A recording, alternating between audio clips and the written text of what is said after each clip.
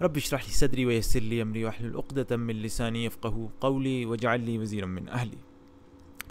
ویسے تو میں آپ کے سامنے جب رکھنے لگا ہوں وہ سید ابو العالیٰ مودودی کی کتاب اسلامی دستور کی تدوین ہے، اس کا آپ کے سامنے خلاصہ سمجھ لیں یا اس کی سے چند نوٹس آپ کے سامنے رکھنے والا ہوں، لیکن بنیادی طور پر یہ اصل میں ویڈیو جو ہے وہ ایک اسلامی سیاسی نظام کی ایک بنیادی انٹروڈکشن آپ سمجھ لیں۔ اس کے اندر ویسے تو انہوں نے بات کی ہے کہ پاکستان میں اسلام کیسے نافذ کرنا ہے اور کیسے اسلامی حکومت قائم کی جا سکتی ہے پاکستان میں، اور یہ بہت پرانی ان کی ایک تقریر تھی جو انہوں نے وکلاء کے سامنے کی تھی، 1952 کی بات ہے۔ لیکن میں سمجھتا ہوں کہ اس سے ہم لوگ مسلمان خاص طور پہ ایک پولیٹیکل اویئرنیس حاصل کر سکتے ہیں اس کتاب سے، اور میں نہیں سمجھتا ہمارے نوجوانوں کے اندر یہ بنیادی سیاسی اویئرنیس بھی ہے۔ ہم لوگوں میں سے سمجھتے ہوں کہ سیاست بڑی کوئی کمپلیکیٹڈ چیز ہے۔ اب میں آپ کو دکھانے لگا ہوں کہ ہمارا دین کتنا آسان ہے، اور یہ بنیادی باتیں ہم لوگ، چونکہ آج کل کے ماڈرن زمانے میں ہر انفارمیشن برسٹ کا زمانہ ہے اور ہم لوگ انٹرٹینمنٹ کے اندر ڈوبے ہوئے ہیں، تو یہ بنیادی چیزیں بھی ہمیں نہیں پتہ۔ میں اب آپ کو یہی دکھانا چاہتا ہوں کہ بنیادی پولیٹکس اسلام میں کتنی آسان ہے، اور قرآن اور سنت سے کس طریقے سے آپ بڑی آسانی سے یہ بنیادی چیزیں اخذ کر سکتے ہیں۔ تو میں آپ کے سامنے ویسے تو کتاب کے نوٹس رکھوں گا، لیکن اصل میں آپ کو ایک انٹروڈکشن دے رہا ہوں اسلامک پولیٹکس کے لیے، کہ ایک اسلامی حکومت کیسے قائم کی جا سکتی ہے اور کیسے چلنی چاہیے۔ تو اس کتاب کو سٹارٹ کرتے ہوئے شروع میں تو میں آپ کو اس کتاب ہی کا چند انٹروڈکشن دوں گا، اس کے بعد اسلامی سیاست میں آؤں گا۔ تو اصل مسئلہ جو اس کتاب میں وہ لوگ یہ لے کے آتے ہیں وہ یہ ہیں کہ وہ کہتے ہیں کہ وکلاء کے سامنے 1952 کی بات ہے، وہ کہتے ہیں کہ ہاں ابھی پاکستان نیا بنا تھا، اب ہمارا مسئلہ ہے کہ ہمیں ایک دستور لکھنا ہے، ایک کانسٹیٹیوشن لکھنی ہے۔ اس کانسٹیٹیوشن کو لکھنے کے لیے وہ یہ مسئلہ لے کے آتے ہیں کہ اب پاکستان میں اسلامک کانسٹیٹیوشن لکھنے کی ضرورت ہے، اور وہ بتاتے ہیں کہ دنیا میں 18ویں صدی تک جو ہے کوئی لکھی لکھائی کانسٹیٹیوشن نہیں ہوتی تھی، غیر لکھی لکھائی کانسٹیٹیوشن کے تحت ہی دنیا چلتی تھی، لیکن اب پاکستان چونکہ بن گیا، اب ہمیں ضرورت ہے ایک باقاعدہ ایک دستور لکھا جائے۔ تو وہ کہتے ہیں کہ یہ حل ظاہری بات ہے، وہ اس کتاب میں بتاتے ہیں کہ اس کانسٹیٹیوشن کو کیسے لکھنا ہے، اس کے اندر جو بنیادی مسائل ہوں گے اس دستور کے وہ کیا کچھ ہوں گے۔ تو اس کتاب کے بیسکلی تین بنیادی موضوعات ہیں جو آپ کے سامنے رکھوں گا میں۔ ایک یہ کہ اسلامی دستور کے جو مصادر ہیں، سورسز آف اسلامک کانسٹیٹیوشن، کہاں سے ہم لوگ اپنے کانسٹیٹیوشن کی بنیادی جو اصول ہے وہ کن سورسز سے لیتے ہیں، یہ پہلی بات ہوگی۔ دوسری بات کہ اس کانسٹیٹیوشن کو لکھنے کے لیے، اس دستور کو لکھنے کے لیے کیا کیا مشکلات ہمارے سامنے پیش آ سکتی ہیں، اور تیسری بات جو اصل چیز ہے جس کو میں کہہ رہا ہوں انٹروڈکشن ٹو اسلامک پولیٹکس، وہ نمبر 3 ہے، وہ ہے دستور کی بنیادی، آپ دیکھ رہے ہیں یہاں پہ دستور کی بنیادی اصول جو ہیں، وہ اصل بات ہے جو میں آپ کے سامنے رکھنا چاہ رہا ہوں، جو کہ ایکچولی انٹروڈکشن بنے گی آپ کے لیے۔ تو پہلی بات پہ آتے ہیں کہ اسلامی دستور کے مصادر کیا ہیں۔ وہ 4 بنیادی مصادر ہیں، سورسز ہیں۔ قرآن ہے، ظاہری بات ہے، سب سے نمبر 1 قرآن، جو بیسک ہے، سب سے بیسک ٹیکسٹ ہے ہمارے پاس، اور جو کہ ظاہری بات ہے لکھا ہے موجود ہے ہمارے پاس۔ اس کے بعد نمبر 2 پہ سنت رسول صلی اللہ علیہ وسلم ہے، ان کا جو اسوہ حسنہ ہے۔ پھر خلفائے راشدین کا تعامل، انہوں نے کس طریقے سے جو ہے وہ چلائی سیاست، اور پھر آخر میں مجتہدین امت کے فیصلے جو ہیں، بے شک وہ فیصلے ہمارے لیے کوئی حجت نہ ہو، جیسا کہ قرآن اور سنت اور خلفائے راشدین کا جو اجماع ہے، مجتہدین امت کے فیصلے شاید ہمارے لیے حجت کے وہ نہیں رکھتے ویلیو، لیکن پھر بھی ہم اس سے ہدایت اور رہنمائی ضرور لے سکتے ہیں۔ نمبر 2 جو ہے، جو تدوین کے اندر جو میں نے آپ کو کہا تھا مشکلات آ سکتی ہیں، وہ 4 یہ ہیں، اور یہ نمبر 1 یہ ہے کہ اسلامی اصطلاحات جو ہیں جو ہماری کتابوں میں لکھی ہوئی ہیں، اس سے آج کیونکہ اسلامی جو خلافت ہے وہ تو کب کی ختم ہو چکی ہے، اس وجہ سے اب جو پولیٹیکل سسٹم ہے وہ جو ہمارے پاس ہے، خواہ وہ گوروں سے لیا ہوا ہو یا کسی اور سے لیا ہوا ہو، اس کے اندر اسلامی اصطلاحات ہمیں اس طریقے سے نہیں ملتی، اور وہ جو اسلامی اصطلاحات پہلے استعمال ہوتی تھی ان کے اور اب کے ہاں جو فرق ہے، اور جو ہمارا اسلامی تعلیمی نظام ہے، اس کی وجہ سے یہ اصطلاحات سمجھنے میں مشکلات آتی ہیں۔ لیکن الحمدللہ اللہ تعالیٰ وقتاً فوقتاً ایسے علماء بھیجتا رہتا ہے جو ہمارے لیے ان چیزوں کو کلیئر کر کے رکھتے رہتے ہیں۔ اس کی ایک مثال یہ کتاب ہے۔ اور پھر پرانی اسلامی کتابوں کی نام مانوس ترتیب کہ کہیں کوئی دستوری نظام جو ہے، جو دستوری مسائل ہیں، کہیں کچھ مسائل ہیں مکس ہوئے ہیں سارے، ان کو کس طریقے سے گیدر کرنا ہے۔ اگین یہ اتنا بڑا مسئلہ اس لیے نہیں کہ اب ہمارے پاس وہ ایسے علماء ہیں جنہوں نے چھانٹ کے ان کو ہمارے لیے آسان زبان میں ہمارے لیے رکھ دیا ہمارے سامنے. اور پھر تیسرا مسئلہ جو ہے آج کل کا وہ، اور شاید یہ بہت بڑا مسئلہ ہے کہ ہمارا کمزور تعلیم نظام، جو نظام تعلیم ہے کہیں کچھ جگہوں پر صرف کتاب و سنت پہ فوکس کیا جاتا ہے، کچھ جگہوں پر physics, chemistry, biology, A levels, O levels اور یہ ایف ایس سی اور میٹرک، اس میں اسلام پر زور نہیں دیا جاتا، اسلامی اصطلاحات پر، اسلامی جو مصادر ہیں ہمارے قرآن و سنت. اور کچھ جگہوں پہ صرف قرآن و حدیث پڑھی جاتی ہے اور جو ماڈرن نالج ہے اسے نہیں پڑھایا جاتا. اور اس کی وجہ سے جو ماڈرن لوگ ہیں، جو لوگ ماڈرن اصطلاحات کو سمجھتے ہیں وہ دین کے مسائل کو نہیں سمجھتے، اور جو دین کی اصطلاحات کو سمجھتے ہیں وہ ماڈرن جو مسئلے مسائل ماڈرن زبان میں ان کو نہیں سمجھتے. تو یہ ایک گیپ ہے جس کو برج کرنے کی ضرورت ہے کہ لوگ ماڈرن مسائل بھی سمجھیں آج کی اصطلاحات میں، اور یہ بھی سمجھیں کہ جو قرآن و سنت میں جو اصطلاحات آئی ہیں ان کا آج کی اصطلاحات سے کیا تعلق ہے. اور آخری مسئلہ جو ہے وہ بڑا پیچیدہ قسم کا مسئلہ ہے، وہ ایک مائنڈ سیٹ ہے جو ہمارے اندر ہے کہ بغیر علم کے علم پھیلانا. بیسکلی اس میں یہ ہے کہ لوگ یہ کہتے ہیں کہ جی اسلام کوئی وہ نہیں ہے، کوئی کسی کی اپنی پرسنل جاگیر نہیں، جو چاہے اس پر جو بات کر سکتا ہے. اس پر مولانا مودودی بڑی اچھی بات کہتے ہیں، وہ کہتے ہیں کہ یہ اتنی فضول بات ہے کہ آپ جو ہیں یہ کہیں کہ جی کوئی بھی اسلام پہ اٹھ کے بات کر سکتا ہے. آپ یہ تو نہیں کبھی کہیں گے کہ یار کوئی بھی ڈاکٹر بن سکتا ہے اور کسی کا علاج کر سکتا ہے، وہ اسپیشلائزیشن کرے گا. کوئی بھی انجینئر بن سکتا ہے اور کوئی عمارت بنا سکتے ہیں، اسپیشلائزیشن کرے گا. اسی طریقے سے جو ٹھیک ہے جو کوئی بھی بات کرنا چاہے کرے، لیکن کرنے سے پہلے علم حاصل کرے، وہ بھی دین کا علم حاصل کرے. بس فرق یہ ہے کہ یہ کہنا کہ یار اسلام پر کسی کا وہ نہیں ہے، کوئی ٹھیکیداری نہیں، کوئی جاگیرداری نہیں ہے، کوئی بھی چاہے علم پر بات کرتے، اس کا صرف یہی مطلب ہے کہ نہ اسلام بنی اسرائیل کی طرح ہے کہ کسی خاص طبقے یا فیملی کے اندر مقید ہو کے رہ جائے کہ یہی لوگ اسلام کا علم، اپنے دین کا علم حاصل کریں گے اور انہی لوگوں کے پاس انہی لوگوں سے سب لوگ علم حاصل کریں گے. اس طرح بھی نہیں ہے اسلام.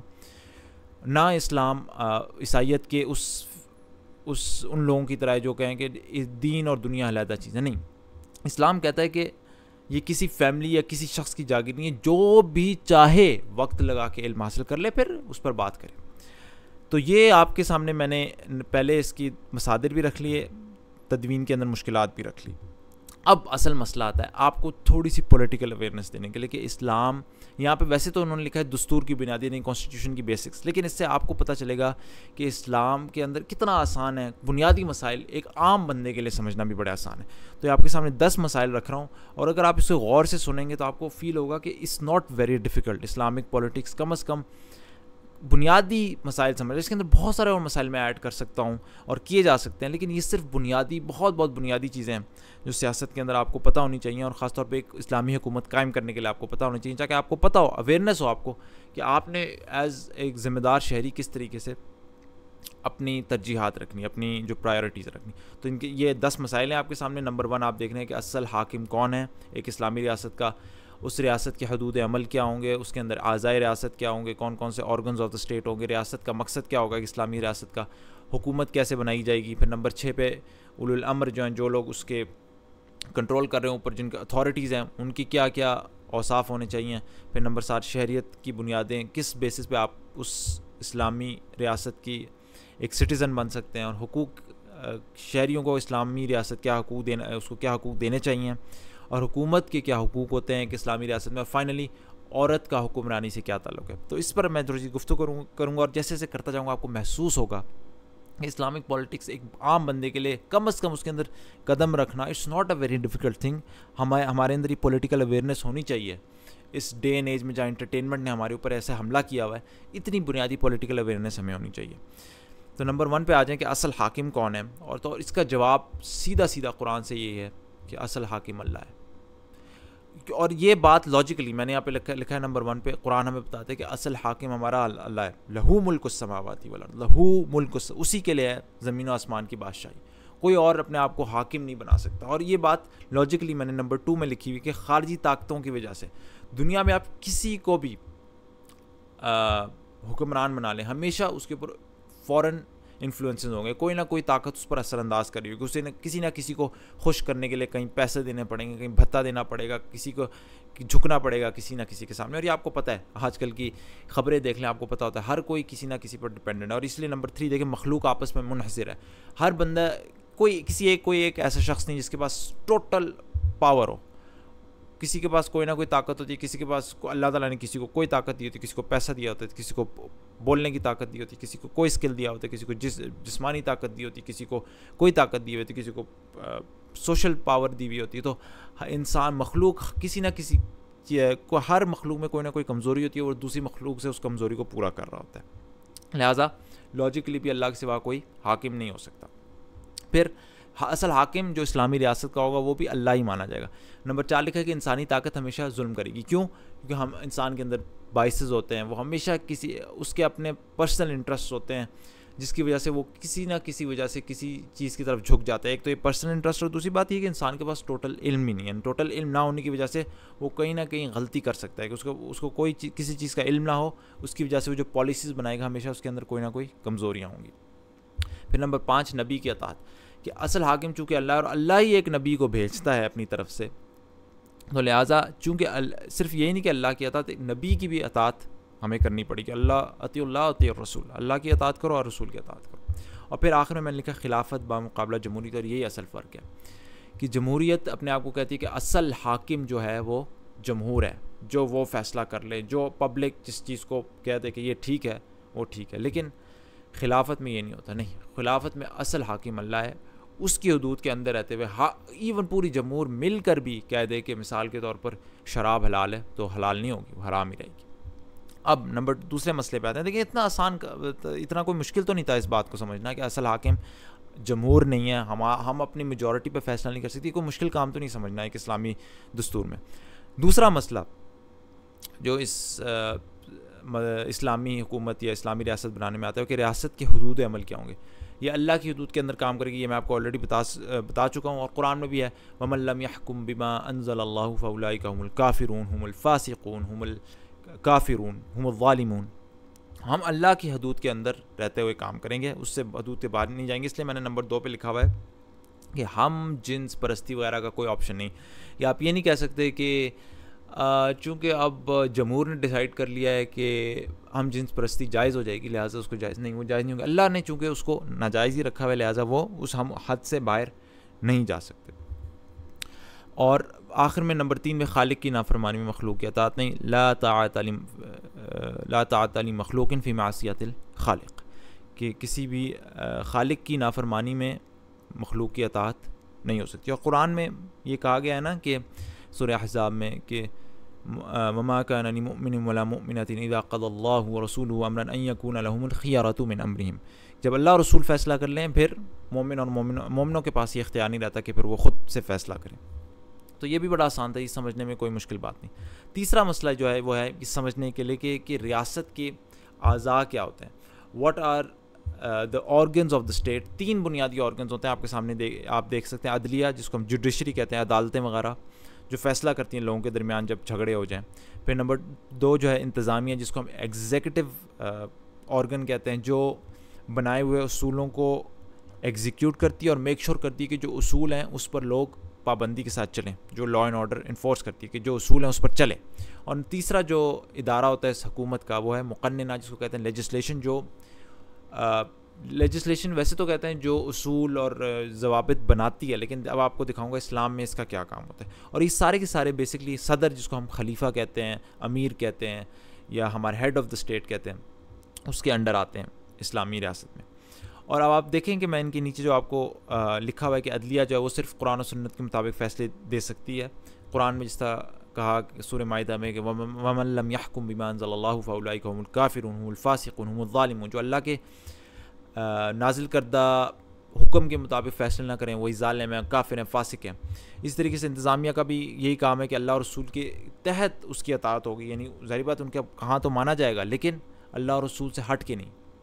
جو بات کہیں گے اگر وہ اللہ رسول سے ٹکرائے گی پھر ان کو فالو نہیں کیا جائے گا. جس سے سورہ نساء میں یا ایھا الذین آمنوا اطیعوا اللہ واطیعوا الرسول واولی الامر منکم فان تنازعتم فی شیء فردوہ الی اللہ والرسول, کہ اللہ اور رسول اور اولی الامر کی اطاعت کرو, لیکن آپس میں جھگڑا ہو جائے تو اللہ اور رسول پر کو لوٹا دو. اور فائنلی مقننہ کا بھی یہی کام ہے کہ جو بھی اصول اور ضوابط وہ بنائیں, جو بھی لیجسلیشن وہ کرے, شریعت کو تجاوز نہیں کر سکتی. میں نے مثال کے طور پہ لکھا ہے کہ ہم جنس شادیوں کو وہ ہمیشہ کبھی جائز نہیں قرار دے سکتی. اب آپ یہاں پہ دیکھیں میں نے لکھا ہے صرف قرآن و سنت کے مطابق انتظامیہ کے نیچے لکھا ہے اللہ اور رسول کے تحت، اور یہاں پہ مقننہ کے نیچے لکھا ہے شریعت کو شریعت اللہ اور رسول قرآن و سنت ایک ہی بات ہے. جو شریعت ہے وہ اللہ اور رسول کی دی ہوئی ہے، اور قرآن و سنت وہ بھی ظاہری بات ہے اللہ کی طرف سے قرآن و سنت. تو یہ پہلی تو بات، یہ تینوں چیزیں اللہ اور رسول کے تحت. پھر میں نے یہاں پہ لکھا ہے مقننہ کے تحت. پھر اس کا کام ہی کیا ہے؟ اصول جب ہم اللہ کا ہی قانون کو نافذ کر رہے ہیں تو پھر مقننہ کا کام ہی کیا رہتا ہے. لیکن یہاں پہ میں نے لکھا ہوا ہے اس کا کام کیا ہے کہ ظاہری بات ہے وہ نئے اصول تو نہیں بنا سکتی. جب قرآن و سنت نے ہمیں شریعت دے دی ہوئی ہے، شریعت قرآن و سنت کی طرف سے، مقننہ کا کیا کام رہتا ہے کہ کوئی نئے اصول بنائے؟ نہیں، اس کا کام ہے کہ صحیح رائے کا چناؤ کرے. بعض اوقات ہوتا ہے کہ بہت ساری مختلف آراء مل جاتی ہیں. پاسبل ہوتا ہے کہ ایک مسئلے میں قرآن و سنت سے ہمیں بہت ساری مختلف ایک مسئلے پہ رائے مل سکتی ہے. تو ان کا ایک کام تو یہ ہے کہ اس صحیح رائے کو چنیں کہ ان کے حالات و واقعات میں، ملک کے حالات و واقعات میں کون سی رائے چنی جائے. اس کے لیے ظاہری بات ہے وہاں پہ اہل علم ہونے چاہیے، صحیح لوگ ہونے چاہیے جن کے پاس علم و شریعت کا اور ماڈرن مسئلے مسائل کا بھی، تاکہ اس سے صحیح رائے وہ اپلائی کر سکیں. دوسرا، شریعت کی نفاذ کے اصول بنا سکیں، ہاؤ ٹو پریکٹیکلی امپلیمنٹ شریعت ان دا کرنٹ سرکمسٹانسز. اس کے لیے یہ مقننہ کا کام ہے کہ اس کے نفاذ کے لیے وہ اصول بنائیں. اور آخر میں جہاں اصول نہ ہوں وہاں اسے کھلی چھٹی ہے. لیکن ظاہری بات ہے اس کھلی چھٹی کا مطلب یہ نہیں کہ وہ ایسے اصول بنائیں جو پھر ہیلے بانوں سے شریعت کو بھی وہ نہیں ہے، یعنی کہ وہ تجاوز کر جائیں. آخر میں نے لکھا ہے کہ ان تینوں کے درمیان جو باہمی تعلق ہے وہ ویسے تو ہمیں خلافت راشدہ سے اور رسول اللہ صلی اللہ علیہ وسلم کی زندگی سے بھی ان کے اوپر تھوڑی سی روشنی ملتی ہے. اور وہ یہ ہے کہ خلافت راشدہ میں بھی خلیفہ جو ہے ان تینوں کو ہی کنٹرول کرتا تھا اور ان تینوں کا ہیڈ تھا. لیکن اس میں یہ ہے کہ اس میں عدلیہ علیحدہ چیز ہوتی تھی، انتظامیہ علیحدہ ہوتی تھی، مقننہ علیحدہ ہوتی تھی. خلیفہ راشد کوئی مسئلہ ہوتا تھا اس میں مقننہ کو بلا کے اس سے مسئلے مسائل پوچھتا تھا، پوچھ کے پھر اس کا کام ختم. اس کے بعد ظاہری بات ہے وہ انتظامیہ کے جو لوگ ہیں ان کو خود اپوائنٹ کرتا تھا. اس کے بعد عدلیہ کو بھی بے شک وہ خود ہی اپوائنٹ کرتا تھا کہ جج وغیرہ کون ہے، لیکن وہ بھی اس کے تحت تھا. یعنی کہ اگر وہ کسی کا خلیفہ کے خلاف بھی کوئی دعویٰ ہو تو پھر اسے بھی عدالت میں پیش ہونا ہوتا تھا. آج ہم کیا کر سکتے ہیں؟ آج کیونکہ پچھلے زمانے میں صدر خلیفہ خلافت راشدہ میں وہ خود ہی ایک چیف جسٹس ہوتا تھا، خود ہی انتظامیہ کو ہیڈ کر رہا ہوتا تھا. آج چونکہ ہمیں اتنے نیک لوگ نہیں مل سکتے، آج ہم کیا کر سکتے ہیں کہ عدلیہ کے اندر بھی درجات بنا سکتے ہیں اور خلیفہ کے جو پاور ہے اس کو کم کر سکتے ہیں، تاکہ وہ جو ہے، کیونکہ آج ہمیں اتنے نیک لوگ تو نہیں ملیں گے کہ وہ خود براہ راست جو ہے وہ چیف جسٹس بنے، یا براہ راست جو ہے وہ ایسے معاملہ. اس کے اندر درجات بنا سکتے ہیں مختلف احتساب کے. آگے ہم جا کے بتاؤں گا انشاءاللہ کس طریقے سے ایک سارا کام ہو سکتا ہے.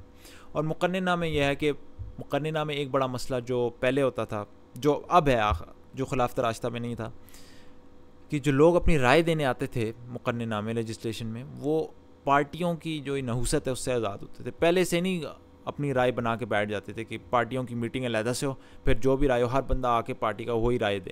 نہیں، مقننہ میں پہلے یہ پارٹیوں کی نحوست نہیں ہوتی تھی، اور اب چونکہ پارٹیوں کی نحوست ہے اس سے ہمیں اپنے آپ کو آزاد کروانا پڑے گا.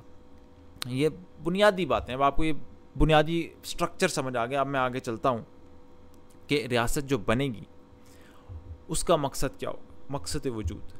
ہم عموماً دیکھتے دنیا میں ریاستیں بنتی ہیں، وہ کیوں بنتی ہیں؟ وہ اس لیے بنتی ہیں کہ یار ہم بنیں گے، دنیا کے اندر ترقی کریں گے، اسٹینڈرڈ آف لائف امپروو ہوگا، دنیا ہمارے لگژری دیکھ کے واہ واہ کرے گی. اسلامی ریاست کا مقصد وجود کیا ہے؟ یہ آپ کے سامنے میں نے رکھی ہے.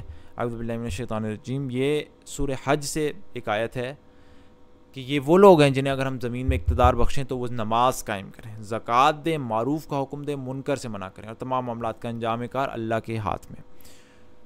تو اسلامی جب حکومت قائم ہوگی، آپ نمبر 1 میں دیکھ رہے ہیں، تو اس میں اس کا مقصد وجود صرف یہی نہیں ہے کہ اپنی حدوں کی حفاظت، اپنی حدود کی حفاظت کرے، باؤنڈری کی پروٹیکشن کرے، لوگوں کا اسٹینڈرڈ آف لائف بڑھاتے چلے جائے اور جو ہے نا ان کو بہترین سے بہترین سہولیات دے. نہیں، اس کا ایک مقصد یہ ہے کہ نماز کا نظام قائم کرے، زکوٰۃ دے یعنی کہ لوگوں کو غریب نہ چھوڑ دے، اور معروف کا حکم دے، منکر سے روکے، اچھائی کو فروغ دے. مثال کے طور پر اپنے بل بورڈز پر قرآن کی آیات، احادیث لگائے، اور میوزک کو روکے، اور فحاشی بے حیائی کو ختم کرے، معاشرے میں پردے کو رائج کرے، اور مختلف طریقے سے جو ہے وہ اسلامی نظام کو فروغ دے.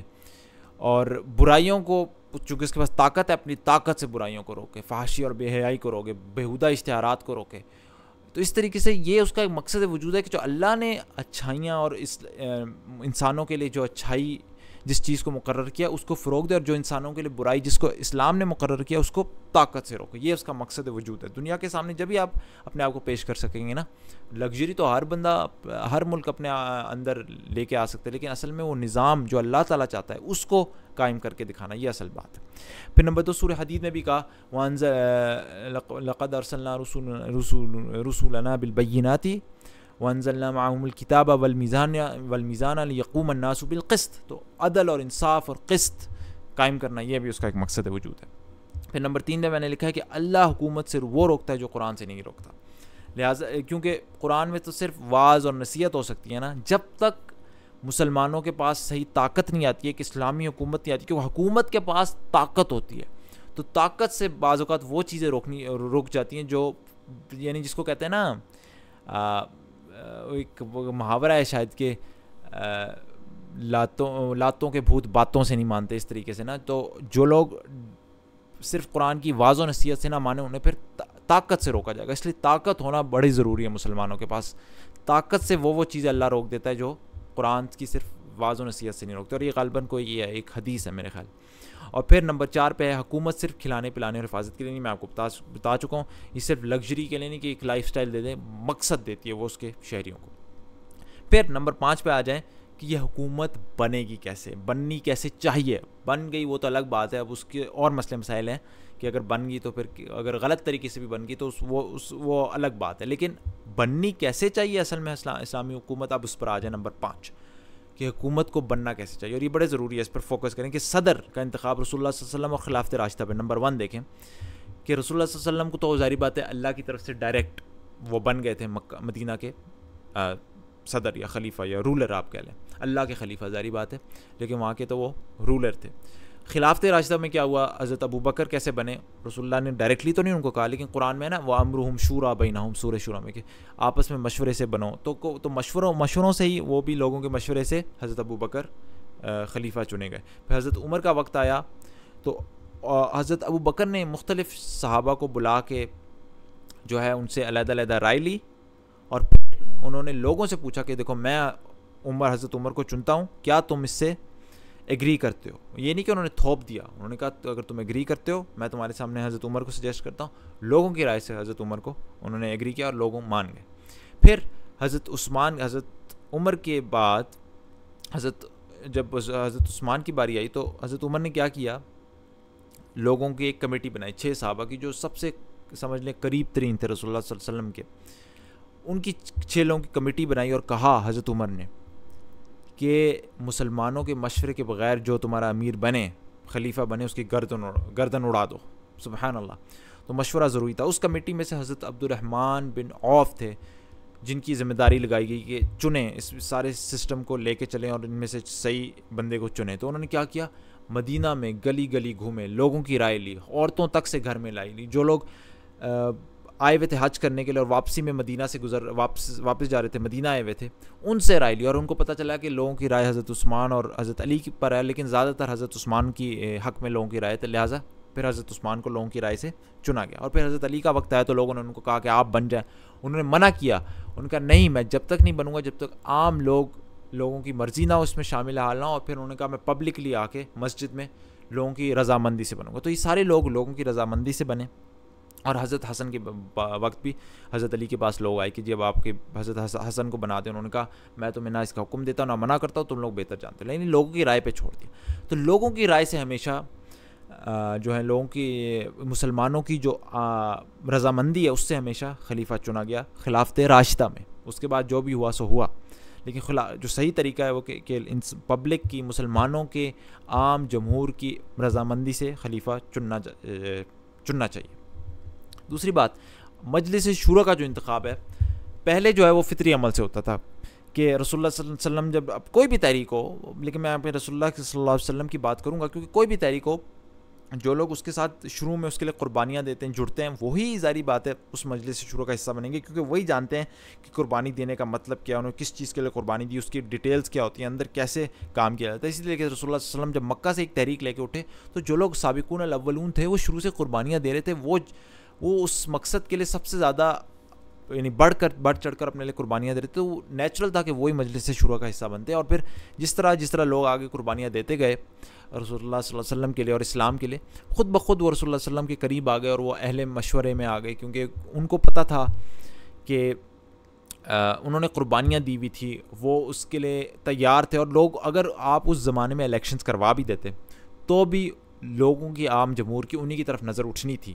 الیکشنز نہیں ہوئے لیکن بھی لوگوں کی انہی کی طرف نظر اٹھنی تھی، کیونکہ وہی لوگ تھے جو پریکٹیکلی قربانیاں دے رہے تھے اور عمل کر رہے تھے، کام کر رہے تھے، قرآن و سنت پڑھ رہے تھے. ایون جو لوگ قرآن و سنت کے اندر جو ہے وہ فہم اور سمجھتے تھے قرآن و سنت کو، رسول اللہ صلی اللہ علیہ وسلم خود کہتے تھے کہ ایسے لوگوں سے جا کے قرآن سیکھو.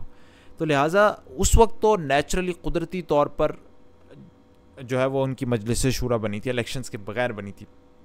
اب شاید انتخابات کروانے چاہیے، کیونکہ اب بھی آپ کئی لوگوں کو دیکھتے ہیں جو قربانیاں دے رہے ہیں، کام کر رہے ہیں، لوگ ان کے ساتھ جڑتے ہیں. بہت ساری آرگنائزیشنز ہوتی ہیں، بہت سارے لوگ ہوتے ہیں کام کر رہے تھے، لوگ ان کو پیسہ دیتے ہیں، کیونکہ لوگوں کا ان پر اعتماد ہوتا ہے. آج بھی ہوتا ہے، لیکن آج شاید انتخابات کروانے کی ضرورت نہیں. آج کل ہم ویسے لوگوں کے کام کو انٹرنیٹ وغیرہ پہ دیکھتے ہیں اور دیکھتے ہیں کون کتنا قابل ہے. شاید آج بھی نیچرلی کر سکیں، پتہ نہیں. لیکن کہنے کا مقصد یہ ہے کہ مجلس شورا رسول اللہ صلی اللہ علیہ وسلم کے زمانے میں اور ایون صحابہ کے زمانے میں ایک نیچرلی بنی تھی، کیونکہ وہ جو قربانیاں دیتے جا رہا تھا اس مقصد کے لیے، اسلام کے مقصد کے لیے، خود بخود رسول اللہ کے قریب آتا جا رہا تھا. اور وہ لوگوں کی بھی اسی پہ نظر تھی کہ یار یہ بندہ جو ہے کام کا بندہ ہے، جس کو کہتے ہیں کام کا بندہ. تو خود بخود لوگ اس کی طرف مائل ہو رہے تھے. اگر اس زمانے میں الیکشنز کرواتے لوگ اسی کو ووٹ دیتے، کسی پر نظر ہی نہ پڑتی. تو نمبر 3 یہ ہے کہ حکومت کی شکل اور نوعیت کے خلیفہ راشد عوام کو جواب دہ تھا. خلافت راشدہ میں وہ عوام کو جواب دہ تھے. اب ہم کیا کر سکتے ہیں؟ اب تو اس لیول کی نیک لوگ ہمارے پاس ہیں ہی نہیں، تو اب کیا کر سکتے ہیں؟ 4 اقدام ہیں جو ہم لے سکتے ہیں. نمبر یہ کہ وہ خلیفہ جو بھی بنے، سب سے پہلے وہ عوام کو، پبلک کو فیس کرنے کے لیے تیار ہو، اور سب سے بڑی اس کی نشانی ہے کہ 5 وقت نمازوں میں پبلک کو فیس کرے، بھاگ نہ جائے وہ. نمبر 2 میں نے لکھا کہ کوئی پارٹی سسٹم نہ ہو. حکومت کے اندر جب پارٹی سسٹم ہوتا ہے نا، تو پھر ایون جب وہ مجلس شورا بلائی جاتی ہے نا، تو پہلے سے پارٹی والے ڈیسائیڈ کر کے آ جاتے ہیں ہم نے یہ فیصلہ کرنا. اس میں کھلا دل نہیں ہوتا. ہر بندہ، خلافت راشدہ کے زمانے میں ہر بندہ خود آتا تھا، کسی پارٹی کا نہیں ہوتا، تو کھلے دل سے اپنی رائے دیتا تھا. تو پارٹی سسٹم کو یہ ہٹانا پڑے گا حکومت سے، تاکہ جو بھی بندہ آئے مجلس شورا میں فار ایگزامپل، وہ کھلے دل سے اپنی رائے دے. پھر نمبر 3 یہ، اور خلافت راشدہ میں کیا ہوتا تھا، پوری جو اسمبلی ہوتی تھی، جس کو شورا، جب بھی کوئی مشورہ کرنا ہوتا، پوری اسمبلی خلیفہ کے حق میں ہو جاتی تھی، اسی کی پارٹی ہو جاتی تھی اگر وہ صحیح رستے پہ چل رہا ہو، اور پوری مجلس شورا اس کی اپوزیشن بن جاتی تھی اگر وہ خلاف سنت کوئی کام کرے. اسی طریقے سے نمبر 3 لکھا ہے کہ تیسری کام جو ہم آج کر سکتے ہیں، بہت آسان احتساب، یعنی کہ جو کام کرنے والے ہیں حکومت میں اور جو احتساب لینے والے ہیں، آڈٹ کریں، ان کے لیے اتنی پیچیدگیاں اور فارمیلٹیز نہ بیچ میں ڈال دی جائیں کہ مشکل ہو جائے احتساب لینا، ان کا آڈٹ کرنا. اور چوتھی، اسلامی لیڈران کے کچھ ایسے لیڈران لانے چاہیے جو ہماری مجلس شورا میں بیٹھے ہیں اور جو حکومت چلا رہے ہوں، جن کے اندر اسلامی اوصاف ہوں. اور اسی سے میرا اگلا نقطہ بنتا ہے نمبر 6 کہ اسلامی اوصاف کون سے ہونے چاہیے. وہ ہے نمبر 6 لیڈران کے اوصاف، جو ہمارے خلیفہ ہوں یا مجلس شورا میں لوگ بیٹھتے ہوں، ان کے اوصاف کیا ہونے چاہیے. تو پہلی بات تو یہ کہ 2 قسم کے اوصاف ہوتے ہیں، ایک ہوتے ہیں قانونی اوصاف اور ایک ہوتے ہیں اخلاقی اوصاف. یہ کیا، ان کے اندر کیا فرق ہے؟ فرق یہ ہے کہ جو قانونی اوصاف ہوتے ہیں وہ تو آپ کسی پیپر میں لکھ سکتے ہیں کہ یہ چیز اس کے اندر کوالٹی ہونی چاہیے، اور یہ کوالٹی کروڑوں لوگوں کے اندر ہو سکتی ہیں اور ہوتی ہیں. لیکن اصل چیز جو پوری دستور کی ہماری روح ہوتی ہے، وہ ہوتی ہے اخلاقی اوصاف. اور یہ سارے کے سارے اب لکھ نہیں سکتے، یہ صرف لوگوں کو جو ہے نا قائل کیا جا سکتا ہے کہ یہ فلاں اوصاف جو ہیں لوگوں کے اندر ہوں. تو قانونی اوصاف کے میں سے کیا مراد ہے جو آپ لکھ سکتے ہیں دستور میں کیسے اوصاف ہونے چاہیے؟ وہ یہ ہیں کہ نمبر 1، جو ہمارا لیڈر ہے، جو مجلس شورا کے لوگ ہوں، وہ مسلمان ہوں، کیونکہ سورہ النساء میں اللہ سبحانہ وتعالیٰ فرماتے ہیں یا ایھا الذین آمنوا اطیعوا اللہ واطیعوا الرسول واولی الامر منکم، اطاعت کرو اللہ کے رسول کی اور ان اولی الامر کی، ان اتھارٹیز کی جو تم میں سے ہوں. تو مسلمان ہونا چاہیے. نمبر 2، ظاہری بات ہے وہ آدمی ہونا چاہیے، عورت نہیں، کیونکہ سورہ النساء میں اللہ سبحانہ وتعالیٰ فرماتا ہے الرجال قوامون علی النساء، کہ مرد جو ہیں وہ عورتوں پر قوام ہیں، عورتوں پر حاکم ہیں. پھر نمبر 3، عاقل اور بالغ ہونا چاہیے. وہ سورہ النساء میں فرمایا ولا تؤتوا السفهاء اموالکم التی جعل اللہ لکم قیاما، کہ ایسے نادان لوگوں کو اپنے مال ان کے سپرد نہ کرو جو تم میں سے نادان، ان کے سپرد اپنے مال نہ کرو. تو عاقل و بالغ ہونے چاہیے. اور نمبر 4 کے اسلامی شہری ہونے چاہیے, جس طرح سورہ انفال میں فرمایا والذین آمنوا ولم یہاجروا ما لکم من ولایتہم من شیء, جن لوگوں نے ایمان لایا لیکن وہ ہجرت کر کے اسلام کی شہریت انہوں نے ابھی قبول نہیں کی, ان کا تمہارے درمیان کوئی ولایت کا رشتہ نہیں ہو سکتا کہ وہ تمہارے لیڈران ہوں, یا اس طریقے سے تعلق نہیں ہو سکتا کہ وہ تمہارے شہری ہوں یا لیڈران ہوں, ان کا اور تمہارے درمیان اس طرح کا تعلق نہیں ہو سکتا, وہ تمہارے لیڈر نہیں ہو سکتے. لہٰذا یہ 4 تو چیزیں ہم لکھ سکتے ہیں, اور اس کے تحت کروڑوں لوگ جو ہیں وہ کوالیفائی کر جاتے ہیں لیڈر بننے کے لیے, مسلمان بھی ہو, آدمی بھی ہو, عاقل بالغ بھی ہو, اور اسلامی شہری بھی ہو, کروڑوں عوام جو ہے وہ بن سکتی ہے. لیکن اصل چیز جو روح ہے, اسپرٹ ہے, جو ہمارے لیڈران کی ہونی چاہیے وہ یہ ہے اخلاقی اوصاف جو آپ دیکھ رہے ہیں. نمبر 1 امانت دار ہونا چاہیے, اس کے اندر امانت ہونی چاہیے کہ وہ آپ کی جو ذمہ داری ہے اس کو صحیح طریقے سے ادا کرے. یا ایھا الذین آمنوا, آیت میرے ذہن میں نہیں آ رہی سورہ نساء کی, کہ امانت داروں کی طرف جو ہے ان کی امانت کو لوٹاؤ, ٹھیک ہے.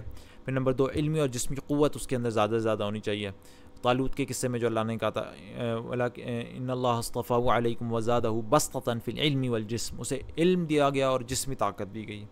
تو ان 2 حساب سے وہ طاقتور ہونا چاہیے. ظاہر بات ہے ایک طاقتور لیڈر ہی زیادہ بہتر طریقے سے ملک کو چلا سکتا ہے, علم بھی اس کے پاس ہو اور جسمانی طور پر بھی ظاہر بات ہے وہ کمزور نہ ہو, اور پھر وہ اللہ کے قریب ہو, تقوی والا ہو, اس کے اندر تقوی ہو. ان اکرمکم عند اللہ اتقاکم, ٹھیک ہے, اللہ کے قریب تر ہو. پھر بدعت سے دور ہو, اور غالباً یہ ایک روایت بھی ہے نا کہ جس نے کسی بدعتی کو جو ہے وہ توقیر دی, اسے سہارا دیا, اس نے اسلام کو گرانے میں مدد دی. اور پھر نمبر 5 یہ عہدے کی طلب نہ ہو, اور یہ بھی غالباً احادیث ہیں کہ جس نے عہدے کی طلب کی وہ سب سے, تو اس کو عہدہ ہم نہیں دیں گے, اس کو عہدہ نہیں دینا چاہیے, وہ سب سے یعنی خیانت کرنے والا ہے جو عہدہ خود طلب کرے. اور سبحان اللہ, اب آپ کو پتہ ہے آج کل کیا ہوتا ہے, بھیک مانگتے ہیں الیکشنز میں. تو بہرحال یہ جو چیزیں اخلاقی اوصاف ہیں, آپ ڈائریکٹلی تو کانسٹیٹیوشن میں نہیں لکھ سکتے اس کی شرطیں کہ یہ لوگ ہمارے لیڈر بنیں گے یا مجلس شورا میں جائیں گے, لیکن الیکشن سے پہلے ہماری نظام تعلیم کے اندر ان چیزوں کو بچوں کو پڑھایا جا سکتا ہے.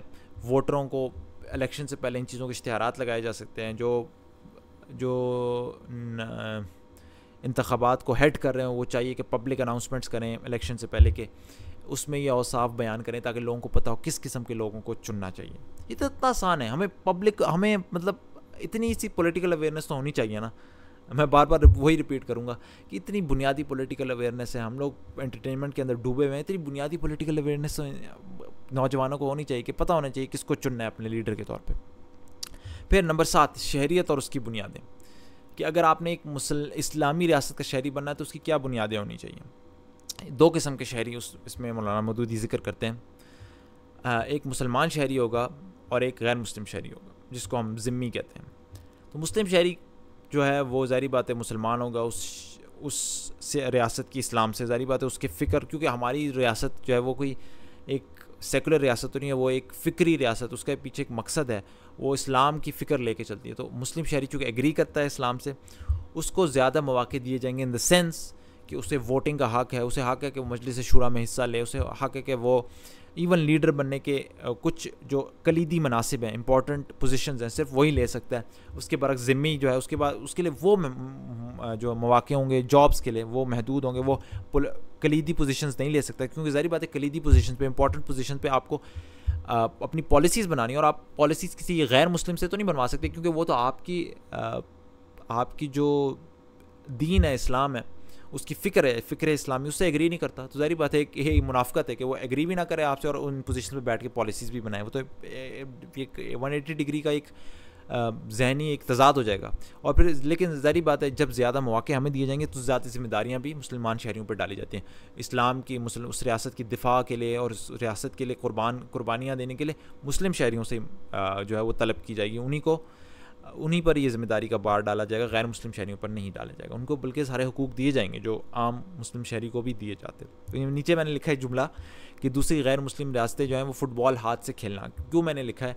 اس لیے میں نے لکھا ہے کہ آپ کسی کمیونسٹ ریاست میں چلے جائیں اور اس میں کسی اینٹی کمیونسٹ کو اپنا ہیڈ بنا دیں, پاسبل ہے نہیں. اس لیے کسی کیپٹلسٹ ریاست میں جا کے کمیونسٹ کو اپنا ہیڈ بنا دیں, پاسبل نہیں. تو فٹ بال اس لیے میں نے لکھا ہے کہ آپ کسی فٹ بال کی فیلڈ میں لوگوں کو 11 کھلاڑیوں کو کھڑا کریں, اس میں سے ایک کھلاڑی کہے کہ باقی سب تو پاؤں سے کھیلیں, میں نہیں اس بات کو مانتا, میں ہاتھ سے کھیلوں, اسے کبھی کھیلنے دیا جائے گا. اسی لیے ایک مسلم شہری کو اور غیر مسلم شہری کو بالکل اس کے اندر فرق کیا جائے گا, اور کرنا بھی چاہیے, لازمی بات ہے کہ کوئی اگری نہیں کرتا آپ کے اسلام سے، اسلام کے اصول سے، شریعت سے، تو وہ کیوں کر جو ہے وہ ان امپورٹنٹ پوزیشنز پہ بیٹھے گا جس میں پالیسیز بنائی جاتی ہیں. تو ایک لاجیکل بات ہے. پھر نمبر 8، شہریوں کے کیا حقوق ہوں گے. آپ سب سے پہلے تو دیکھ لیں جان، مال اور عزت کی حفاظت ہوگی ان کی، جس طرح رسول اللہ صلی اللہ علیہ وسلم نے حجۃ الوداع میں فرمایا تھا، انا غالباً کوئی الفاظ تھے کہ انا اموالکم و دماؤکم و اموالکم و اعراضکم حرام کا حرمت یومکم ھذا، کہ حج کے دن کی حرمت جیسے حرام ہے جان، مال اور عزت کسی کی لوٹنا، سوائے جو پراپر کوئی حق بن جائے کسی کا، کوئی قصاص وغیرہ، تو یہ اس کی حفاظت ہوگی. اور ذاتی آزادی کی، ذاتی آزادی سے مراد ہے آپ کسی کو بغیر ثبوت کے قید نہیں کر سکتے، اور اسے یہ موقع دیے بغیر کہ وہ اپنے ڈیفنس میں کچھ مقدمہ پیش کرے، آپ اسے قید نہیں کر سکتے. صرف 2 ہی وجوہات انہوں نے لکھی تھی، آپ 2 وجوہات سے قید کر سکتے ہیں لوگوں کو، ایک تو یہ تفتیش کرنے کے لیے، دوسرا یہ کہ اس پر آپ جرم ثابت کر دیں. نمبر 3 لکھا ہے کہ رائے اور مسلک کی آزادی، اور اس میں جو ہے نا رائے اور مسلک کی آزادی سے مراد یہ ہے کہ جب تک فساد نہ کریں لوگ، انہیں آزادی ہے کہ وہ پیسفل طریقے سے اپنی مسلک اور اپنی رائے کا اظہار کریں. اس میں انہوں نے مثال دی مولانا مودودی نے، حضرت علی کے زمانے میں جو خوارج اٹھے تھے وہ اسٹیٹ کے خلاف تھے، وہ اس کے وجود کا ہی انکار کرتے، اس کے خلاف تلوار لے کے اٹھے. تو اس میں حضرت علی نے ہمیں بڑی اچھی مثال دی کہ انہوں نے ان کو آزادی دی. انہوں نے کہا کہ جب تک تم فساد نہیں کرو گے، لوگوں کو تنگ نہیں کرو گے اور خون ریزی نہیں کرو گے، تم آزاد ہو، جہاں مرضی چاہو رہو، لیکن جب تم فساد کرو گے پھر ہم تمہارے خلاف ایکشن لیں گے. تو رائے اور مسلک کی آزادی میں حضرت علی کے زمانے میں خوارج کے ساتھ جو حضرت علی کا رویہ تھا وہ ایک بہت اچھی مثال ہے. اور آخر میں بنیادی حقوق جو کہ ذمیوں اور مسلمانوں کے درمیان کامن ہے، بنیادی تمام روٹی، کپڑا، مکان، سب کے لیے جو ہے وہ ایک اسلامی حقوق کا یہ فرض بنتا ہے کہ سب کو دیں. اور اسی لیے حضرت عمر کے زمانے میں انہوں نے ایک شخص کو دیکھا جو ایک ذمی تھا، یعنی کہ غیر مسلم اسلامی ریاست میں رہا، بیچارہ بڑھاپے میں بھیک مانگتا پھر رہا. تو انہوں نے کہا یار یہ کیا ہے، اس کا جو ذمیوں کا جو ٹیکس ہے نا وہ اس کو کینسل کر دو، اس پر جو ذمیوں کا ٹیکس لگایا ہوا ہے، اور الٹا اس کو پیسے دو، اس کو ماہانہ اس کو دیا بھی کرو، کیونکہ اب یہ ناجائز ہے. انہوں نے حضرت عمر نے کہا کہ جوانی میں تو ہم اس سے ذمیوں کا ٹیکس لیتے ہیں، بڑھاپے میں اسے ہم نے بھیک مانگنے کے لیے چھوڑ دیا. تو لہٰذا بنیادی حقوق میں، اور یہ غالباً ان کی بات سے مجھے یہی پتہ چلا کہ یہ جو بنیادی حقوق ہیں یہ غیر مسلم اور مسلم شہریوں دونوں کے لیے کامن ہیں. باقی غالباً زیادہ تر ان کی بات سے تو یہ لگا کہ یہ صرف مسلمانوں کے لیے. ظاہری بات ہے جان مال کی ویسے تو حفاظت غیر مسلموں کی بھی کی جائے گی، جیسے کہ بنیادی حقوق میں کہا، روٹی، کپڑا، مکان، ان کی عزت، جان مال، ہر چیز کی حفاظت کی جائے گی. اور باقی میرے خیال ذاتی آزادی بھی ہونی چاہیے، لیکن میں نے کچھ کلیئرلی اس کتاب میں اس کے بارے میں نہیں پڑھا کہ مسلم اور غیر مسلم میں اس میں فرق کیا گیا. اوپر بہرحال انہوں نے کہا شہریوں کے حقوق، بہرحال انہوں نے یہ 4 بیان کیے. پھر آخر نہیں، یہاں پہ سیکنڈ لاسٹ ہے، اور وہ یہ کہ حکومت کے کیا حقوق ہے. سب سے بڑا جو ان کا حق ہے وہ ہے مشروط اطاعت. مشروط اطاعت سے مراد ہے کہ اللہ رسول سے اگینسٹ نہیں جائے گی، یعنی کہ جو بات وہ اللہ رسول نے فرمائی اس کے خلاف اگر وہ کوئی بات کریں گے تو پھر ان کی اطاعت نہیں کی جائے گی ایسی حکومت کی، لیکن باقی ان کی اطاعت کی جانی چاہیے. نمبر 2 وفاداری، خیر خواہی، اپنی حکومت کے لیے اچھا چاہنا، تاکہ ظاہری بات آپ حکومت کے لیے اچھا چاہیں گے، اس کے لیے بہتر سے بہتر آپ اس کے لیے آسانی فراہم کریں گے کہ وہ حکومت آسانی سے چلا سکے. اور نمبر 3 یہ کہ اس کے لیے قربانی بھی اگر دینا ہو، کوئی وقت آئے کہ آپ نے اپنی حکومت کے لیے قربانی دینی ہو، تو وہ قربانی دینے کے لیے بھی آپ کو تیار ہونا چاہیے. لاسٹلی اس کتاب کا تو نہیں یہ کتاب کا حصہ بنایا گیا، لیکن یہ ایک اور آرٹیکل سے میرے خیال مولانا مودودی کے لیا گیا، اور یہ ہے کہ عورتوں کا قانون سازی میں، حکومت چلانے میں، فوجداری میں، لڑائی جھگڑوں میں، جنگوں میں، اور خاص طور پہ حکومت چلانے میں بنیادی طور پر عورتوں کا کیا کردار ہے. تو مولانا مودودی اس کتاب میں لکھتے ہیں کہ عورتوں کا خلافت راشدہ کے اندر پریکٹیکلی حکومت کے ساتھ کوئی تعلق نہیں تھا.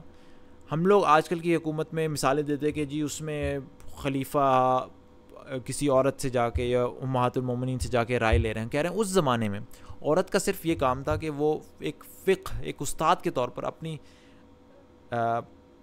رائے ضرور دیتی تھیں، بتاتی تھی دین میں کیا مسئلہ ہے، لیکن وہ پریکٹیکلی اس میں حصہ نہیں لیتی تھی. پریکٹیکلی وہ حکومتیں نہیں چلا رہی تھی یا جنگ و جدال میں حصہ نہیں لے رہی تھی. پریکٹیکلی اس میں ان کا کوئی کام نہیں تھا. اگر ان سے کوئی رائے لینا، کوئی دین کے مسئلے میں، شریعت کے مسئلے میں ویسے کوئی ان کے پاس کوئی علم ہے، وہ ان سے لینا وہ الگ بات ہے. آج کل جو ہے چونکہ یہ اسمبلیوں کے اندر وغیرہ پریکٹیکلی وہ حکومتیں بناتی ہیں, وزارتیں بناتی ہیں, وزارتیں توڑتی ہیں. تو لہٰذا انہوں نے کہا کہ عورتوں کو اس میں حصہ نہیں لینا چاہیے, اس لحاظ سے کہ وہ پریکٹیکلی حکومت چلا رہی ہوں. اور اس کی دلیل میں وہ پیش کرتے ہیں نمبر 2 جو آپ کے سامنے سورہ نساء کی آیت نمبر 34, اعوذ باللہ من الشیطان الرجیم, الرجال قوامون علی النساء بما فضل اللہ بعضهم علی بعض وبما انفقوا من اموالهم. کیونکہ اللہ تعالیٰ نے کچھ خاصیتیں مردوں کو دی ہوئی ہیں جو عورتوں کو نہیں دی, اور اس لیے کہ مردوں پر ذمہ داری ہے کہ وہ اپنے پیسوں سے خرچ کریں. تو یہ آیت میں کہا کہ مرد عورتوں پر حاکم بنائیں گے, اور یہ اس میں وہ یہ دلیل دیتے ہیں کہ اگر کوئی کہے کہ الرجال قوامون علی النساء یہ صرف گھروں کے لیے ہے, تو پہلی بات تو وہ کہتے ہیں کہ یہ اس آیت میں یہ نہیں کہا الرجال قوامون علی النساء فی البیوت, گھروں کے اندر. تو یہ گھروں کی بات تو ہے نہیں, یہ جنرل اسٹیٹمنٹ ہے کہ مرد عورتوں پر حاکم ہے.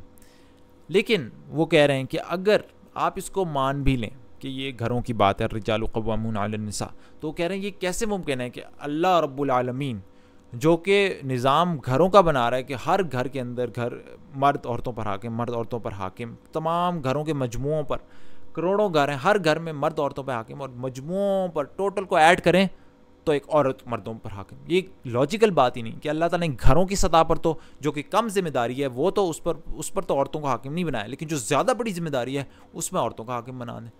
تو لہٰذا انہوں نے کہا کہ یہ ویسے بھی لاجیکل سینس نہیں بنتی کہ گھروں کو چلانے کے لیے جو کہ زیادہ آسان کام ہے بنسبت حکومت کو چلانے کے لیے, اس پہ عورتوں کو ویسے بھی حاکم نہیں ہونا چاہیے. لہٰذا عورتوں کا کام نہیں کہ وہ حکومتوں کو چلائیں. دوسری بات یہ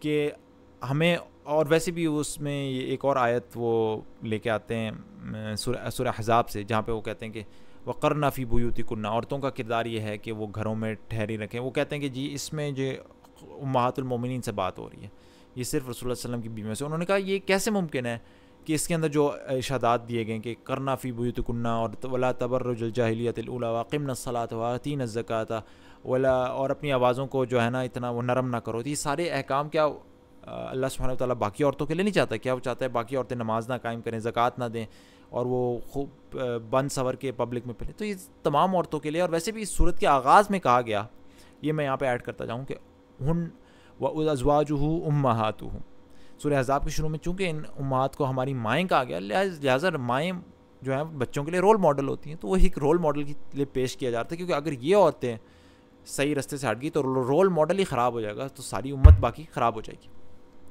اور احادیث میں بھی عورتوں کا وہ کردار کا ذکر کرتے ہیں کہ عورتوں کو احادیث میں جس طرح مثال کے طور پر کہا گیا کہ جنازوں کا جو ہے نا اتباع نہ کیا جائے, پبلک سے ان کو روکا گیا. اور عورتوں کو کہا گیا کہ تمام لوگوں پر جمعہ فرض ہے سوائے 4 کے, جس غلام ہو, وہ بچہ ہو, بیمار ہو, اور اس میں عورتوں کا بھی ذکر. جو عورت کو پبلک سے ہی روکا گیا تو وہ حکومت کیا چلائے گی؟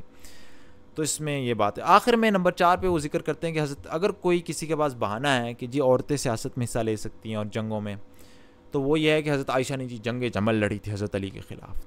تو اس کا وہ کہتے ہیں کہ اس کے خلاف وہ دلائل دیتے ہیں. وہ کہتے ہیں کہ سب سے پہلی بات تو یہ کہ کسی ایک صحابہ کا ایک اکیلا منفرد عمل حجت نہیں بنتا جب کہ وہ قرآن و سنت سے ٹکرا رہا ہو.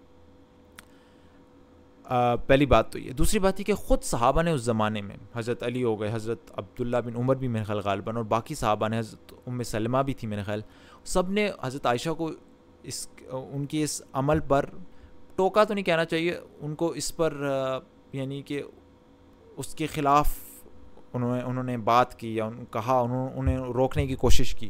انہوں نے کہا کہ آپ یہ کیا کر رہی ہیں, حضرت علی کے خلاف جنگ لڑنے جا رہی ہیں. تو جب اس زمانے میں صحابہ نے ان کو اس کے خلاف جو ہے ان کی اصلاح کرنے کی کوشش کی یا انہیں غلطی کی طرف توجہ دلائی, تو پھر ہم کون ہوتے ہیں اس کو حجت بنانے کے لیے؟ اور تیسری بات وہ کہتے ہیں کہ حضرت عائشہ خود اس پر بعد میں جو ہیں وہ یعنی کہ انہوں نے اس پر ریمورس کیا, وہ نادم ہوئی, شرمندہ ہوئی کہ یہ میں نے کیا کر دیا ہے. اور بعد میں انہوں نے کہا بھی غالباً حضرت عبداللہ بن عمر سے کہ یار تم نے مجھے روکا کیوں نہیں, تم مجھے روک دیتے, کاش میں نہ جاتی. تو جب وہ خود اس بات پہ شرمندہ ہوئی کہ میں نے غلط کیا, تو پھر آپ اس کو حجت نہیں بنا سکتے کہ عورت سیاست میں اور جنگ وغیرہ میں حصہ لے سکتی. تو بہرحال یہ یہ تھی پریزنٹیشن آپ کے لیے آج میں نے رکھی کہ اسلامی, یہ اصل چیز یہ ہے کہ دیکھیں اسلامی پولیٹکس جو ہے میں نے آپ کے سامنے اس لیے رکھا کہ ہم لوگ ڈوبے ہوئے انٹرٹینمنٹ میں, اور آپ کو پتہ ہے آج کل ادھر غزہ پر حملہ, ادھر حملہ, مسلمان کو کیا کرنا چاہیے. مسلمانوں کو تو بنیاد ہی نہیں پتہ, بنیادی یعنی کہ ایک اس بنیادی سیاسی نظام کے اندر ایک اسلامی حکومت کیسے بندی اور بنیادی ہمارے دستور کے مسائل کیا ہیں یا ہماری سیاست کے بنیادی مسائل کیا ہیں، وہی ہمارے نوجوان کو جب نہیں پتہ ہوں گے تو وہ کیسے آگے بڑھے گا. میں نے آپ کے سامنے رکھے تاکہ آپ کو تھوڑی سی جس کو کہتے ہیں نا پولیٹیکل اویئرنیس آ جائے، کم از کم ایک چھوٹے سے درجے پہ. آپ اس کتاب کو یہ نہ سمجھے کہ کوئی فائنل الٹیمیٹ کتاب ہے، کہ ایک بنیادی انٹروڈکشن ہے جو آپ کو کم از کم، اور بہت سارے مسائل ہیں جو آپ ڈسکس کیے جا سکتے ہیں، لیکن انفارچونیٹلی ہم لوگ دبے میں سارے دن اسکرولنگ کرنا، ویڈیو گیمز کھیلنا، کرکٹ میچز بیٹھ کے دیکھنا، فضول ٹائم ضائع کرنا انٹرٹینمنٹ. ہمیں اتنا بھی نہیں پتہ کہ آپ بنیادی سیاست میں کیسے حصہ لے سکتے ہیں. مثال کے طور پر آپ کو پتہ ہو کہ جو اللہ رسول کے خلاف بات کر رہا ہو آپ نے اس کی ماننی نہیں، یا آپ کو پتہ ہو کہ جو ریاست ہے اس کو صرف اللہ اور رسول کے اطاعت کے انڈر ہی میں نے بات ماننی ہے، یا آپ کو پتہ ہو کہ بنیادی اعضاء ریاست کیا ہوتے ہیں، یا آپ کو پتہ ہو کہ مقصد وجود کیا ریاست کا، صرف کھانا پینا ہمارا مقصد ہے جینے کا، یا آپ کو پتہ ہو کہ جس طرح میں نے جب ووٹ ڈالنا ہے کس بندے کو ووٹ ڈالنا ہے، کوئی جس طرح نمبر 1 یہاں پہ لکھا ہوا ہے مسلمان ہو، ظاہر سی بات ہے آپ کسی غیر، اب تو اللہ معاف کرے لوگوں کو پتہ نہیں، مسلمان نوجوانوں کو یہ بھی پتہ ہے کہ نہیں کہ وہ غیر مسلم ان کا حکمران بن سکتا ہے کہ نہیں. اللہ تعالیٰ ہمیں اتنی اویئرنیس تو دے. وہ کسی عورت کو ووٹ نہ ڈالیں، اگر آدمی ہو آدمی کو ووٹ ڈالیں، ٹھیک ہے، عاقل بالغ اسلامی شہری، وہ شہری اس اسلامی ریاست کا ہونا چاہیے. پھر ان کو پتہ ہونا چاہیے وہ کتنے امانت دار ہے، اس کا اخلاق کردار کیسا ہے، اس کے اندر علمی اور جسمی قوت کتنی ہے، وہ اللہ کی کتنا تقویٰ ہے، کتنا وہ نمازوں میں آتا ہے، کتنا اسے قرآن و سنت آتا ہے، وہ اپنی سپیچز میں کتنا قرآن و سنت کو کوٹ کر سکتا ہے اور کتنا اس پر عملی طور پر پریکٹیکلی عمل بھی کرتا ہے. ٹھیک ہے، اس اور ظاہری بات اس کی کچھ ظاہری کتنا وہ بدعت سے دور ہے. تو یہ چیزیں آپ ووٹ ڈالتے وقت بھی تو آپ کے اندر اویئرنیس ہونی چاہیے نا. یہ صرف یہی اویئرنیس ہونی چاہیے کہ جو ہم بچپن سے اسی پارٹی کے ساتھ تھے جو بس جی اندھوں کی طرح جا کے ووٹ لگا دو. تو نوجوانوں کو یہ اویئرنیس ہونی چاہیے کہ کس کو وہ ووٹ ڈال رہے ہیں، ان کا اپنا کیا کردار ہے سیاست میں. کچھ نہ کچھ آپ کو اویئرنیس ہوگی تو آپ اس سے اپنے اسلامی حکومت کو مطلب بنانے میں ایک اپنا کردار ادا کریں گے. اور یاد رکھیے گا اسلام کے اندر طاقت کے بغیر کیا ہے، تو طاقت کس سے آتی ہے؟ جب آپ کے پاس پولیٹیکل پاور، سیاسی پاور. تو بہرحال میرا مقصد تھا نوجوانوں کو خاص طور پہ ایک پولیٹیکل اویئرنیس دینا. اللہ تعالیٰ ہمیں یہ توفیق دے کہ ہم جو ہیں دوبارہ سے اس خلافت کو، اس کے لیے محنت کریں. اور اس کے لیے سب سے پہلا قدم یہ ہے کہ اپنے آپ کو اس کا علم دیں، اپنے آپ کو اویئرنیس دیں. تو اللہ تعالیٰ ہمیں یہ اویئرنیس دے اور دوبارہ سے خلافت کے لیے رستہ جو ہے ہمارے لیے آسان کرے، وہ کھولے. اور میرا دوسرا چینل بھی جا کے دیکھیے گا جہاں پہ میں قرآن کے معجزات ڈسکس کرتا ہوں، میرے چینل کے ڈسکرپشن میں ہے. وہ بہت ضروری ہے کہ قرآن اللہ کی کتاب کیوں ہے. ہمیں پچھلے زمانے میں تو ہم دیکھتے ہیں نا نبی لا کے معجزے، حضرت موسیٰ جو ہے عصا کو ایک سانپ بنا رہے ہیں، یا حضرت عیسیٰ مردے کو زندہ کر. آج ہمارے سامنے کون سا معجزہ؟ میں آنکھوں دیکھے معجزے آپ کو قرآن سے دکھاتا ہوں. ایک لفظ پر کو چیلنج کرتا ہوں کہ قرآن کی طرف سے کیوں، میتھمیٹکس سے اور زبان سے خاص طور پر چیلنج کرتا ہوں کہ، اور آپ اپنی آنکھوں سے معجزے دیکھیں گے. دوسرے چینل پہ جا کے چیک کریں میرے، اس پہ میں نے ایک لفظ کو چیلنج کرتا ہوں قرآن پہ، اور وہ آپ کو ایسا لگے کہ آپ کے سامنے معجزے ہو رہے ہیں کہ قرآن اللہ کی کتاب ہے کیوں ان دا فرسٹ پلیس. تو اپنے آپ کو سب سے پہلے میں سمجھتا ہوں نوجوانوں کو اپنے آپ کو یہ یقین دلانا چاہیے. بہرحال یہ ایک پولیٹیکل اویئرنیس تھی میری طرف سے. اللہ تعالیٰ اس کو قبول کرے. کوئی غلطی ہو تو میری طرف سے یا اس رائٹر کی طرف سے، مولانا مودودی کی طرف سے، اور جو میں نے حق بات کی وہ اللہ کی توفیق تھی.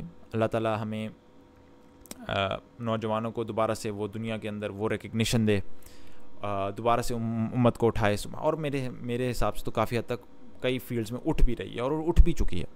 اللہ تعالیٰ مجھ سے قبول کرے میری چھوٹی سی کوشش. سبحانک اللہم و بحمدک، اشہد ان لا الہ الا انت، استغفرک و اتوب الیک.